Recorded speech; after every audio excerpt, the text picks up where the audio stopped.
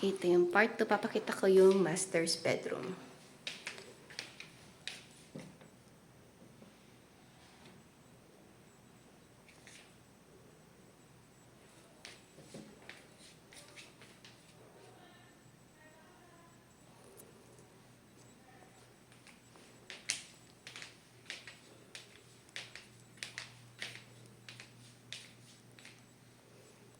Tapos itong bedroom na to, meron siyang padaan sa pool, shortcut. Pero may grills na siya ngayon. Dati wala siyang grills. Ayan, maganda yung kortina nila. Tapos punta tayo sa ibang bedroom.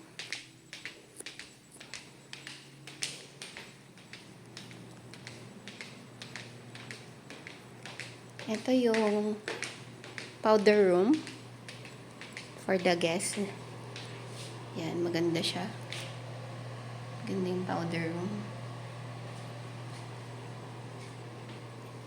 Tapos, ito yung, wow, gusto ko to.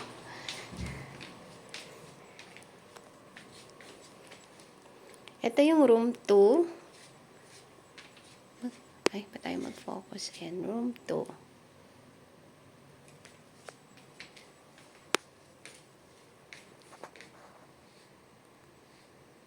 Ito yung room 2. Room 2.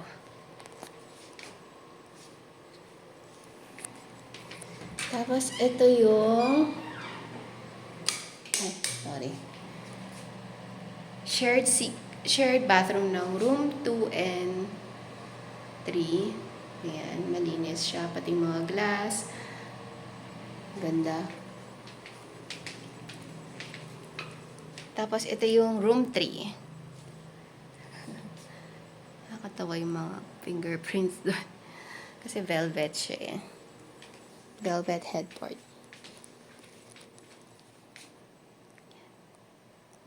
Ito yung aircon. Ito yung room 3. Tapos, pag yung room 4, nandito siya. Saan kasi? Yung maliit lang. Ito yung mga rooms na nasa loob ng bahay. Tapos yung ibang rooms nasa labas na. Okay naman pala eh. Ayan. Ito yung room 4. Yan. Ano lang siya. Single na bunk bed. Piling ko malamig dito. Maliit lang siya. Okay, let's go outside. So, pwedeng lumabas outside dito sa living room. Ayan. Ang ganda ng ngayon. Panahon. Ayan. May dartboard pero hindi naman pwedeng gamitin. Kasi masisira yung unit. So, nandito pa rin yung upuan. Nandito pa rin si Ann. Nagtitake ng... Ito na pala yung silong sa pool. Na-open ko yung fountain. Okay, sige. Open daw nila yung fountain. Ayan. Doon tayo sa kabila.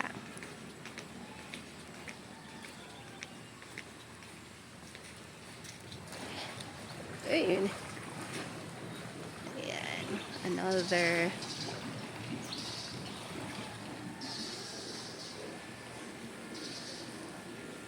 Pakita ko yung yung dirty kitchen. Dito lang pwedeng magluto. Para hindi masira yung bahay sa loob. Ayan. Gas stove yan. Free of use. Free water. 2. Dalawang basyo. Pero pwede rin naman mag-request ng additional pag naubos. Kasi ito yung videoke area.